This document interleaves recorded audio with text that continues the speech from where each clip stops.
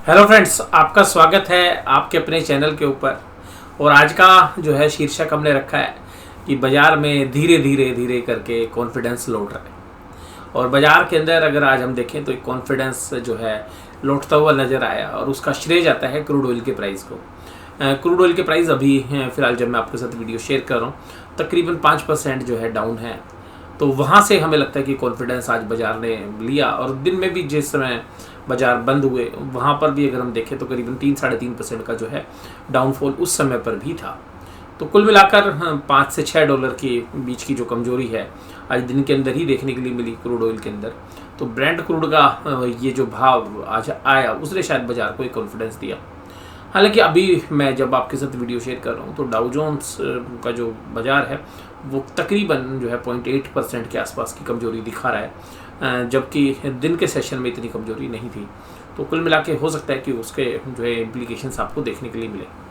लेकिन जो व्यूअर्स हमारे चैनल के साथ जुड़े हुए हैं उनको मैं एक बात आपके साथ शेयर करना चाहूँगा। तो देखिएगा, अगर अभी तक आपने अपने टैक्स की पेमेंट नहीं की है, एडवांस टैक्स की पेमेंट नहीं की है, तो आपको जो है थोड़ा सा इंटरेस्ट तो पे करना पड़ेगा।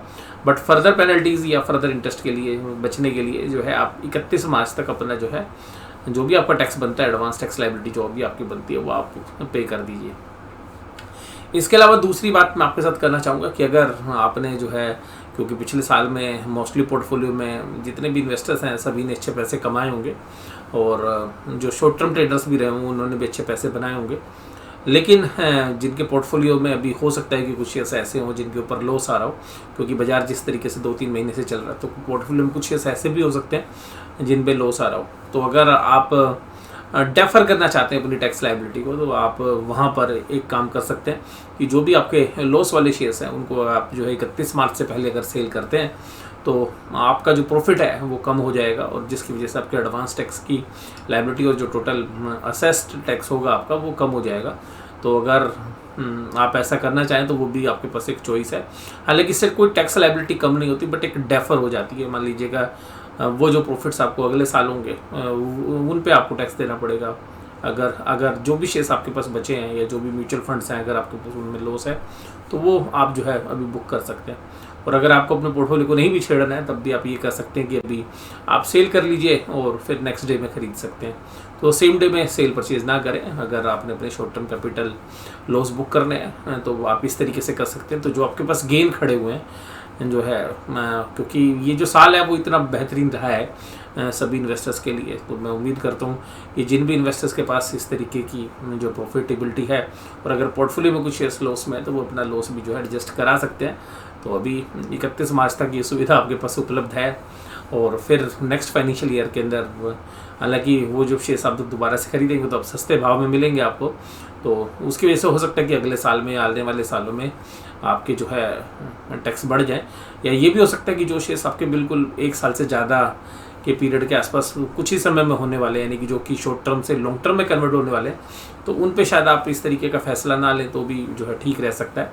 तो अपने फाइनेंशियल एडवाइजर से सलाह लेने के बाद जो है इस तरीके के ऊपर विचार कर सकते हैं और आपका खुद का ओरिजिन क्या है वो आपको ध्यान रखना पड़ेगा। तो यहाँ पर जो है एक जनरली एक एडजस्टमेंट्स जो है हम लोग करते हैं तो वो मैंने आपके साथ जो है शेयर की। आज बाज़ार के अंदर जो रुख था सुबह बड़ा नेगेटिव था, लेकिन दोपहर से बाज़ार ने संभलना शुरू किया। तकरीबन 12 बजे के आसपास बाज़ार ने संभलना शुरू किया और फिर एक तरफा जो है तेज़ी देखने के लिए मिली और ये श्रेय जाता है क्रूड ऑयल के प्राइस को। तो इंडिया जैसी इकोनॉमी के अंदर मैं जैसा आपके साथ शेयर कर रहा हूँ कि क्रूड ऑयल के प्राइस काफ़ी इंपॉर्टेंट रोल प्ले करते हैं। तो ये देखिएगा, ये बाज़ार जहाँ पे मैंने अभी आपके साथ बात की तो 12 बजे से पहले बाज़ार काफ़ी कमज़ोर से काफ़ी वीकनेस थी, लेकिन 12 बजे के बाद बाज़ारों में एक अच्छी खासी मजबूती देखने के लिए मिली। अगर इंडेक्स के अंदर भी बात करें तो ये जो बाज़ार है 17,000 को काफ़ी अच्छे से आज रिस्पेक्ट किया। 17,000 के आसपास बाज़ार गया, लेकिन वहाँ से रिस्पेक्ट करते हुए एक बाउंस जो है काफ़ी अच्छा देखने के लिए मिला। अभी भी बाज़ार जैसा मैं आपको पीछे से बोल रहा हूँ, बाज़ार शायद अभी कंसोलिडेट करेगा और फिर रिजल्ट पे रिएक्ट करेगा कि कंपनीज़ के रिजल्ट किस तरीके से आएंगे। तो अभी बाज़ार में हो सकता है कि आपको थोड़ा सा ऊपर की तरफ बाज़ार जाते हुए नजर आए, फिर ऊपरी लेवल से फिर दोबारा से सेलिंग देखने के लिए मिले। और अगर आज जिस तरीके के बाज़ार हैं यूएस के तो वो तो शायद हमें ज़्यादा चिंता नहीं कर रहे, लेकिन हमें जो क्रूड ऑयल से जो कंफर्ट मिल रहा है वो हमारे लिए काफ़ी पॉजिटिव है। लेकिन फिर भी अगर क्रूड ऑयल के प्राइस अगर रिवर्स होते हैं तो फिर हमारे लिए कल भी एक दोबारा से फिर चिंता की बात हो सकती है, क्योंकि अगर इंटरनेशनल मार्केट वीक रहे और साथ में क्रूड ऑयल भी रिवर्स हो जाए तब हम एक वीकनेस देख सकते हैं। क्योंकि जो कंसोलिडेशन वाला माहौल होता है, जहाँ पर कि विश्वास जागता हुआ नज़र आ रहा है, तो ये जो विश्वास बन रहा है, जैसे आज मैंने आपको बोला कि जिस तरीके से विश्वास बना बाजार में आज, तो धीरे धीरे करके विश्वास स्थापित तो हो रहा है। ऑप्शन चेन के डेटा भी यही कह रहे हैं। लेकिन फिर भी आपको ये ध्यान रखना पड़ेगा कि क्रूड ऑयल के प्राइस अगर रिवर्स होते हैं और या इंटरनेशनली बाजार जो है स्टॉक मार्केट्स में कमजोरी होती है, तो फिर दोबारा से हमें चैलेंजेस देखने के लिए मिल सकते हैं। और रशिया यूक्रेन की जो इवेंट्स हैं उन पे तो आपको नज़र बना के रखनी ही पड़ेगी, क्योंकि उन इवेंट से क्रूड ऑयल के प्राइस सबसे ज़्यादा जो है अफेक्ट हो रहे हैं। रिलायंस, आईसीआईसी बैंक, भारतीय एयरटेल, आईटीसी और एक्सिस बैंक आज तेजी में था। आज बैंक निफ्टी के जो शेयर्स हैं उन्होंने बाजार को काफ़ी अच्छा सहारा दिया। इसके अलावा भारतीय एयरटेल ने भी कुछ अपनी जो लाइबिलिटीज़ उनकी प्री पेमेंट कर दी है, जहां से कॉन्फिडेंस बाजार के अंदर जागता हुआ नजर आया। इसी तरीके से रिलायंस देखिएगा एक हैवी वेट है, तो बाजार को रोकने के लिए, इंडेक्स एडजस्टमेंट करने के लिए भी रिलायंस से बैट करना काफ़ी ज़्यादा जरूरी है बड़े प्लेयर्स के लिए। और वहीं पर हम देखने की बाजार को जहाँ पे रोका जा रहा है वो किन प्राइस के दम पे है। तो रिलायंस जो है एक हैवी वेट है, और हालांकि उनके लिए फेवरेबल भी हो रहा है। अगर क्रूड ऑयल के प्राइस ऊपर है तो रिफाइनरी मार्जिन जो है रिलायंस इंडस्ट्रीज के बढ़ते हुए नजर आएंगे। आज HDFC, Nestle, HCL tech, SBI और HDFC लाइफ जैसी शेयर्स में कमजोरी थी। और देखिएगा कनाडा का एक पेंशन फंड जिसने पिछले हफ्ते जो है कोटक महिंद्रा बैंक में सेलिंग की थी जो है ब्लॉक डील के माध्यम से, कल SBI लाइफ इंश्योरेंस के अंदर एक ब्लॉक डील की संभावना है। और जो कि ये जो करंट प्राइस है इनसे डिस्काउंटेड प्राइस के ऊपर हम उम्मीद कर रहे हैं कि 1077 से जो अभी प्राइस है उसके नीचे एक डील होती हुई नजर आएगी। तो इस तरीके से कुछ पेंशन फंड्स की जो सेलिंग है, स्पेशली जो कनाडा के पेंशन फंड्स हैं वो जो ब्लॉक डील में माल बेच रहे हैं, तो वहाँ पर थोड़ा सी आपको जो है नज़र बना के रखनी पड़ेगी कि ऐसा क्या हो रहा है कि जो है कुछ जो इंस्टीट्यूशंस हैं उनकी तरफ से जो लगातार जो है एग्जिट जो है लिया जा रहा है बाजारों में से। NSE के एडवांस डिक्लाइन रेशो आज भी देखेंगे तो आप बहुत अच्छी कंफर्टेबल नहीं थी, लेकिन फिर भी कुल मिलाकर आज डिक्लाइन वाले शेयर्स फिर भी ज़्यादा थे। और इंडेक्स में तो इम्प्रूवमेंट आई, लेकिन एडवांस डिक्लाइन रेशो में ब्रोडर मार्केट में ज़्यादा असर नहीं आया। भारतीय एयरटेल आज सबसे ज़्यादा तेज़ी के साथ काम कर रहा था। कोलडी, Axis Bank, Eicher motor, IC bank जैसे शेयर्स भी काफ़ी अच्छी मजबूती के साथ काम कर रहे थे। वहीं UPL के अंदर कमजोरी थी। SBI life, Nestle, doctor Reddy's, housing development finance, HDFC limited और HDFC लाइफ, HCL टेक, ये जो शेयर्स हैं ये कमजोरी के साथ काम कर रहे थे। निफ्टी बैंक में आज देखिएगा 35,000 के आसपास जैसे ही गया, काफ़ी जबरदस्त कॉन्फिडेंस वाला उठता हुआ नजर आया। तो पहले बाजार कमज़ोर होता हुआ नजर आया, 35,000 रुपये का अच्छा बेस बना, और देखिएगा फिर एक तरफा आपको 700 पॉइंट से ज़्यादा की तेज़ी देखने के लिए मिली। और बाजार दिन के अपने उच्चतम स्तर पर ही बंद हुआ है। एडजस्टमेंट्स की वजह से आपको 35710 जो है नज़र आ रहा है। तो कुल मिला के एक अच्छा खासा पुल बैक निचले लेवल से एक बाइंग देखने के लिए मिली। अब ऐसा है कि अगर ये बाजार 36,000 की तरफ जाता है तो वहाँ पर हमें लगता है कि एक पहला रेजिस्टेंस मिलेगा, और 36,400-500 एक अच्छा खासा सप्लाई जोन है। तो अगर वहाँ पर बढ़ने की कोशिश करता है, तो अगर कुछ पॉजिटिव आउटकम आते हैं, तो हालांकि मुझे लगता है कि वो उसके बाद जो भी मूव आएंगे वो सब भी फेक होंगे, तो शायद वो सस्टेन कर पाना मंथली एक्सपायरी में शायद प्रैक्टिकली पॉसिबल ना हो। हालांकि मंथली एक्सपायरी में आपके जो वॉल्यूम्स हैं वो काफ़ी कम है अगर कंपेयर करें तो जो अगर हम नॉर्मली देखते हैं तो ऑप्शंस अब इतनी ज़्यादा एक्टिव नहीं है इस जो है एक्सपायरी के अंदर। लेकिन क्योंकि पूरे महीने के सौदे बने हुए हैं, तो उन सौदों के हिसाब से ही जो बाजार ट्रेड करेगा, तो ऊपरी लेवल्स पे जैसी बाजार जाने की कोशिश करेगा। मुझे लगता है कि जो रोल ओवर्स के डेटा होंगे वो काफ़ी इंपॉर्टेंट है, तो हमें नहीं लग रहा कि बहुत स्ट्रॉन्ग रोल ओवर होने की संभावना है इस तरीके के माहौल में। तो अगर बाजार ऊपर की तरफ जाता है तो फिर हमें निफ्टी बैंक में भी सेल ऑन राइज ही नज़र आएगा। अगर जैसे 36,200, 36,300 की तरफ बाजार जाता हुआ नजर आएगा, तो आपको दोबारा से एक सेलिंग प्रेशर जो है मुझे लगता है कि देखने के लिए मिलेगा। निफ्टी बैंक के अंदर भी जिस तरीके से हमने बोला था आपको, उसी तरीके से शायद अभी डब्ल्यू पैटर्न को जल्दी बनाया गया, थोड़ा रुक के बनाया गया, देखने वाली बात है। बट एक कंसोलिडेशन का दौर है, बट एक कॉन्फिडेंस आज बाजार के अंदर बैंक निफ्टी स्टॉक्स की वजह से ही आया। और ICICI बैंक आज का जो है प्रमुख खिलाड़ी था, जिसकी वजह से आपको एक अच्छा कॉन्फिडेंस नजर आया। SBI, axis bank, HDFC bank और इंडसइंड बैंक में भी अच्छा जो है सहारा मिलता हुआ नजर आया। आज अगर हम कोटक महिंद्रा बैंक को देखें तो 1700 के नीचे जो है एक बार फिसला था, लेकिन जैसे 1700 के आसपास है उसमें एक अच्छी बाइंग जो है देखने के लिए मिलती हुई नजर आई। नीचे ले लेवल से अगर देखें तो एक्सिस बैंक ने भी एक अच्छा खासा बाउंस दिया, उसी तरीके से ICICI बैंक ने भी देखिएगा 710 के ऊपर एक अच्छी खासी क्लोजिंग जो है दी है। तो कुछ शेयर्स में निचले लेवल से काफ़ी अच्छा कॉन्फिडेंस देखने के लिए मिला। FIIs आज भी नेट सेलर थे 800 करोड़ के, लेकिन हमारे DIIs लगातार बायर है 1161 करोड़ के। FIIs ने आज देखिएगा 1353 करोड़ की जो है बाइंग की। अब ये इंडेक्स की हेजिंग है या जो है सच में बाइंग है, ये अभी आने वाले समय में पता लगेगा।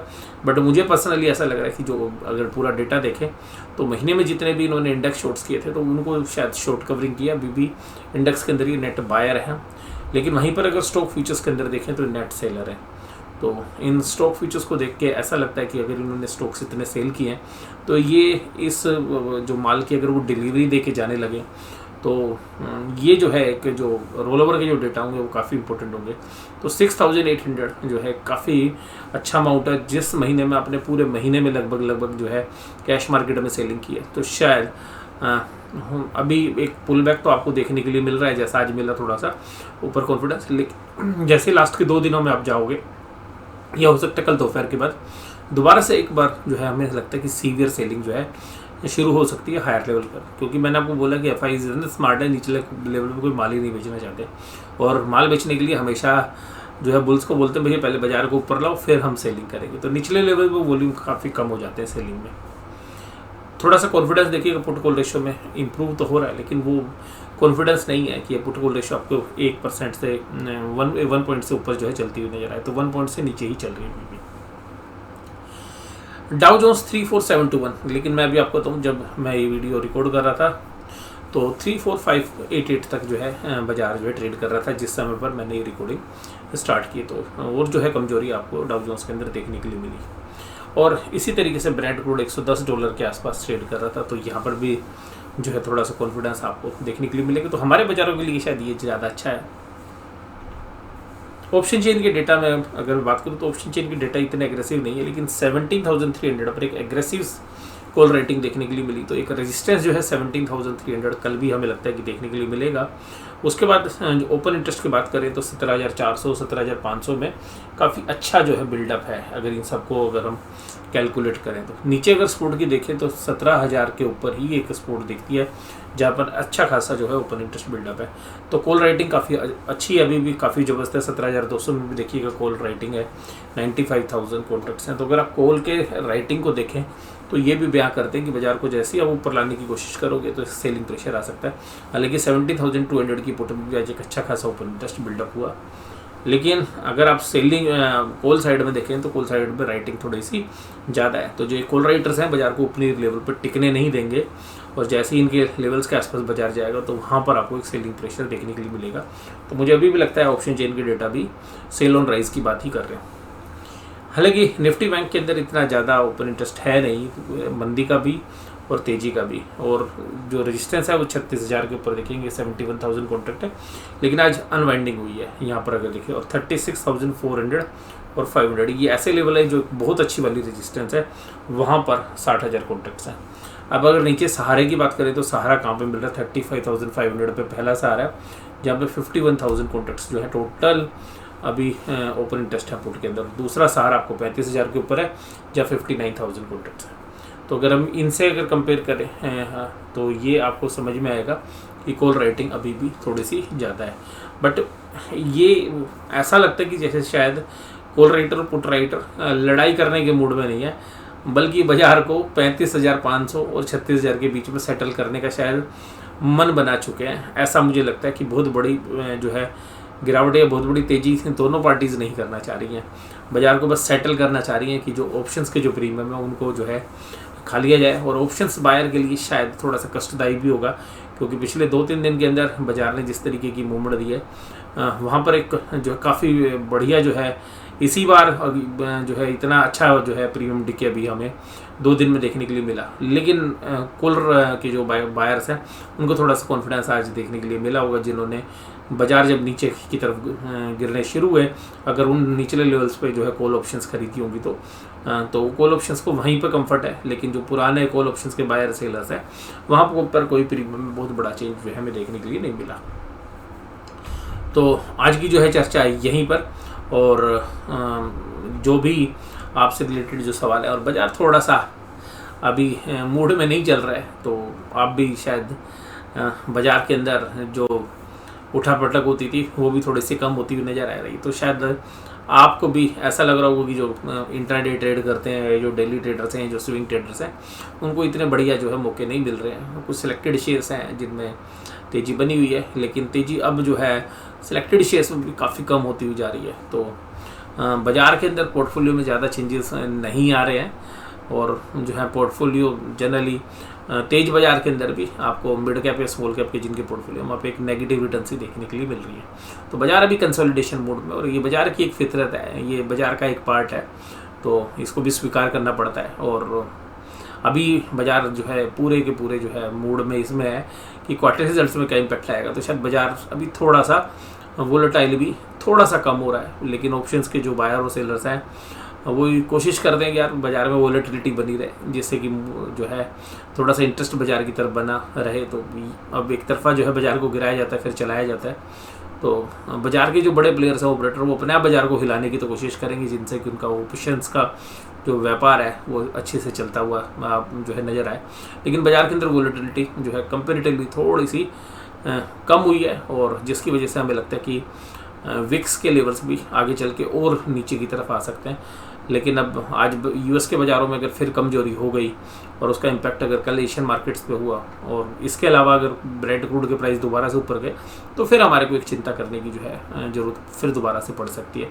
तो बाज़ार अभी कंसोलिडेट कर रहा है, और बाज़ार न्यूज़ बेस है, क्रूड ऑयल प्राइस बेस है। मैं तो न्यूज़ बेस से भी ज़्यादा कहूँगा कि क्रूड ऑयल प्राइस के ऊपर जो है ज़्यादा बेस कर रहा है। तो आगे भी हमें लगता है कि अभी कुछ और समय तक जो है क्रूड ऑयल के प्राइस के हिसाब से ही जो है बाज़ार शायद रिएक्ट करें। और एशियन मार्केट्स जो है यूएस मार्केट के ऊपर डिपेंड हो गई हैं, तो यूएस मार्केट के साथ अब कोरिलेशन जो है काफ़ी ज़्यादा हो रखी है, तो वहाँ पर भी आपको नज़र बना के रखनी चाहिए। तो आज की ये चर्चा आपको कैसी लगी, जरूर से जरूर मुझे कमेंट बॉक्स में बताइएगा। वीडियो देखने के लिए धन्यवाद। Thank you very much.